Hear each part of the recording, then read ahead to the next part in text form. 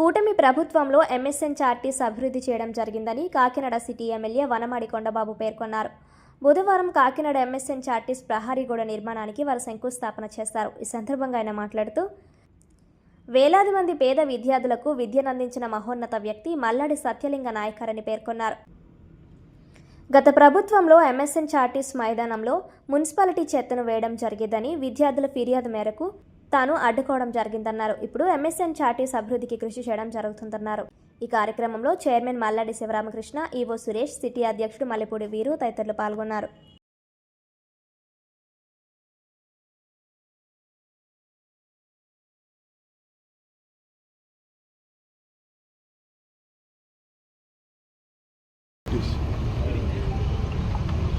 ఆయన మల్లాడి సత్యలింగ నాయకర్ గారు 107 సంవత్సరాల క్రితం నిర్మించినటువంటి స్కూలు, కాలేజీ, అలాంటిది ప్రహరీ కూడా శుభ్రంగా శుభ్రత పరిస్థితి రావడం, ఆ ప్రహరీ కూడా పాడైపోవడం వల్ల లోపలికి ఆవులు, గేదెలు, కుక్కలన్నీ వచ్చేయడం, పిల్లలు ఆడుకుంటే కూడా ఇబ్బందులు కలగడం, అదేవిధంగా ఇక్కడ గ్రౌండ్ కూడా డౌన్ అయిపోయింది, రోడ్డు ఎత్తైపోయింది, నీళ్ళు వచ్చేయడం, ఇవన్నీ కూడా పరిస్థితులు ఉన్నాయి.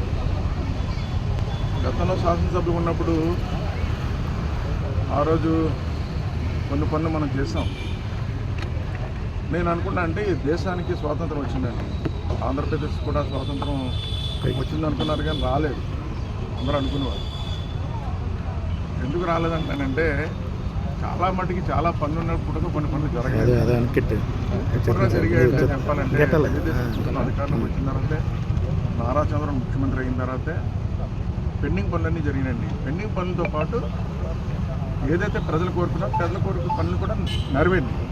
అంటే ఎందుకు ఈ మాట చెప్తానంటే గతాన్ని గుర్తు చేస్తాను. నేను 99లో ఎమ్మెల్యే అయ్యానండి, 99లో ఎమ్మెల్యే అయినప్పుడు ఈ ఎంఎస్ఎన్ చార్టీస్కి వచ్చాను. వచ్చినప్పుడు అండి డిగ్రీ కాలేజీ ఆ మూల ఉండేది, శుభ్రంగా పడిపోయి శిథిలత పరిస్థితికి వచ్చింది. హై స్కూల్ బాగానే ఉంది, డిగ్రీ కాలేజ్ పడిపోయి ఉంది. అందరూ కూడా వర్షంలో మేము డిగ్రీ కాలేజీ నడుపుతున్నామండి అని ప్రిన్సిపల్స్ అందరూ చెప్పారు. ఆ రోజున కట్టమని చాలామందిని అడిగామండి, కట్టలేపారు అన్నారు. వెంటనే ప్రభుత్వం దృష్టిలో పెట్టానండి, ముఖ్యమంత్రి చంద్రబాబు దృష్టిలో. ఆ రోజున డిగ్రీ కాలేజీ అలా ఉందని పరిస్థితి, అది కట్టించాలని చెప్పేసి అండి.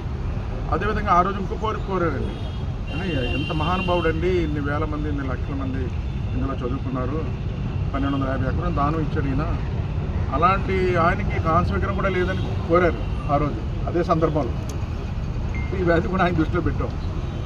ఆ రోజు వెంటనే ముఖ్యమంత్రి గారు స్పందించి ఎండోమెంట్స్ డిపార్ట్మెంట్తో మాట్లాడి, ఎండోమెంట్స్ మినిస్టర్తో మాట్లాడి ఆ రోజు శాంక్షన్ ఇస్తే డిగ్రీ కాలేజీ పెట్టించాం, కాన్స్వీకరణ పెట్టించామని సందర్భంగా తెలియజేస్తున్నాను. తెలుగుదేశం ప్రభుత్వం వచ్చిన తర్వాత చంద్రబాబు ముఖ్యమంత్రి అయిన తర్వాత చేసామండి, నేను ఎమ్మెల్యే ఉన్నాను. తర్వాత అధికారం కోల్పోయామండి. కోల్పోయిన తర్వాత మళ్ళీ వేరే వాళ్ళు వచ్చారు, ఒక్క పని కూడా కాలేదు. మళ్ళీ రెండోసారి అధికారంలోకి వచ్చామండి. రెండోసార్లు అధికారంలోకి వచ్చిన తర్వాత అండి ఈ బిల్డింగ్ వేద పాఠశాల ఇవి అన్నీ పాడైపోయినట్టు మళ్ళీ వేద పాఠశాల కట్టించామండి.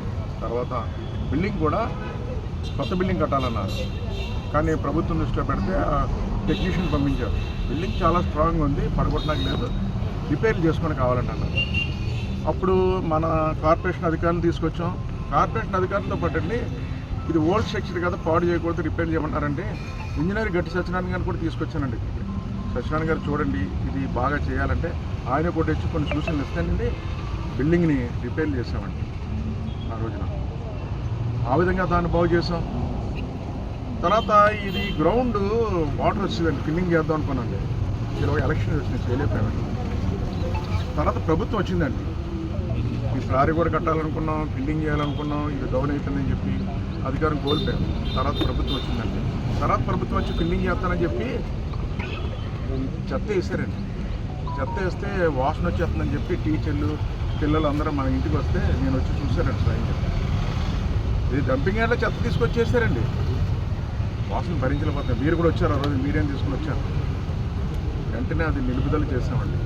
నిలుపుదల చేస్తే ఆ రోజు గవర్నమెంట్ ఏముంది, వెంటనే తీసేస్తాం, ఇది మళ్ళీ గ్రావెల్ వేస్తానని చెప్పారు. వేయలే, వేసారండి, వేయలేదు.